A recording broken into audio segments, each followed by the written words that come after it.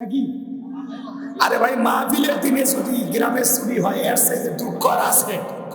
তো অনেক সুযোগ সন্ধানী চোর থাকে, চোর কিন্তু বাইরে না, ও টার্গেট করেই রাখছে। কথা কয় না কেন? অন্য গ্রামের চোর এসে বুঝছে যে অমুকের বাড়িতে এটা আছে, এই তথ্য কেউ এলাকার থেকেই দিছে। কথা কয় না কেন? পুলিশ কিন্তু আশেপাশে আছে, এজন্য সাবধান। আজকে বাংলাদেশে মাঝে মাঝে চুরির ঘটনা ঘটে।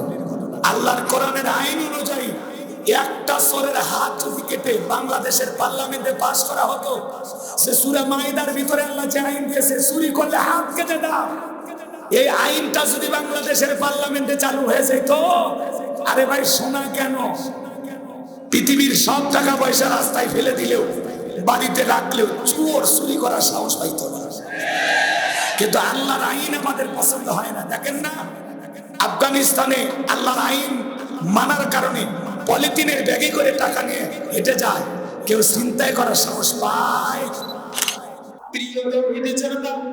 একটি ঘোষণা শুনি, এই মাহফিল চলাকালীন অবস্থায় আমাদের প্রতিবেশী এই মসজিদের মহল্লাবাসী কেউ যাবেন শফিউর রহমান পুলিশের বাড়িতে গ্রিল কেটে গহনাপাতি সব চুরি হয়ে গেছে। তার আত্মীয় স্বজন যদি কেউ থাকে ওনারা শুধু যেতে পারেন, বাকিরা সকলে সজাগ থাকবেন। আমরা কেউ মাহফিলের পরিবেশ নষ্ট না করে মাহফিল শ্রবণ করব। বাকিদের সজাগ হওয়ার জন্য এই ঘোষণাটা দেওয়া হচ্ছে।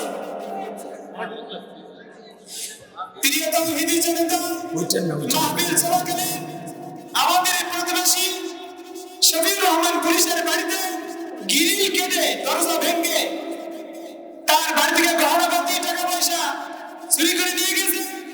তার আত্মীয় স্বজন যদি কেউ এখানে থাকেন ওনারা শুধুমাত্র সজাগের জন্য যেতে পারে, বাকি আমরা সকলে নিজ নিজ দায়িত্বে সজাগ হয়ে যাব। মাহফিলের পরিবেশ কেউ নষ্ট করবো না ইনশাআল্লাহ, সকলে সজাগ থাকবো ইনশাআল্লাহ। আফসোসের বিষয়, ঠিক আছে, বুঝতে পারছেন লোকজন। গানা সোরকে আল্লাহ হেদায়েত দান করে। এই কি চলবো মাহফিলের সিস্টেম করতে ভাই, কিচ্ছু বলা নেই।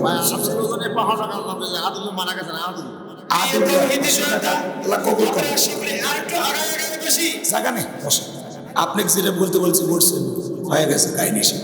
শোনেন, ওই পুলিশের যদি কেউ আত্মীয় থাকে আপনারা যান, এই আর বাইরের যারা আসছেন যাইনি। আর আপনার বাড়িতে বাড়িতে তালাটাল ভালো করে মারছেন তো নাকি? আরে ভাই মাহফিলের দিনে যদি গ্রামে চুরি হয় এর চাইতে দুঃখ আর আছে। তো অনেক সুযোগ সন্ধানী চোর থাকে, চোর কিন্তু বাইরে না, ও টার্গেট করেই রাখছে। কথা কয় না কেন? অন্য গ্রামের চোর এসে বুঝছে যে অমুকের বাড়িতে এটা আছে, এই তথ্য কেউ এলাকার থেকেই দিছে। কথা কয় না কেন? পুলিশ কিন্তু আশেপাশে আছে, এজন্য সাবধান। আজকে বাংলাদেশে মাঝে মাঝে চুরির ঘটনা ঘটে।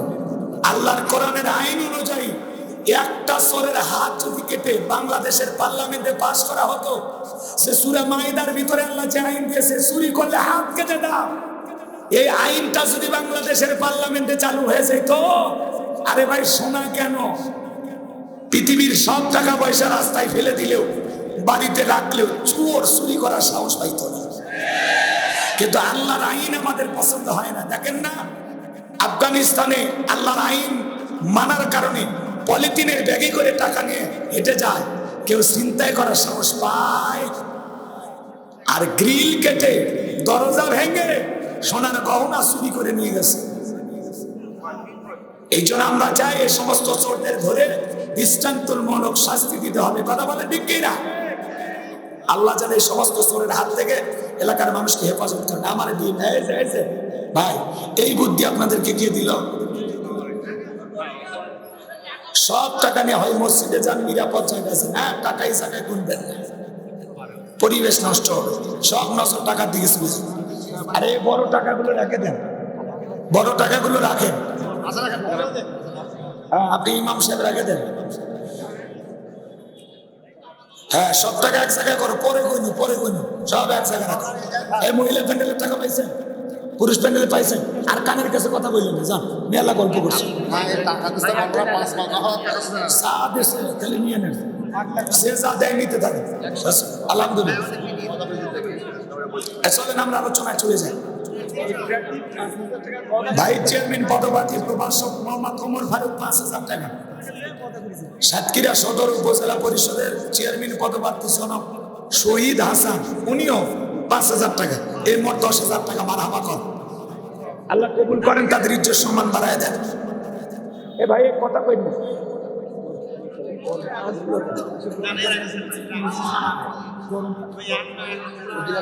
এবার চলেন। কি হয়েছে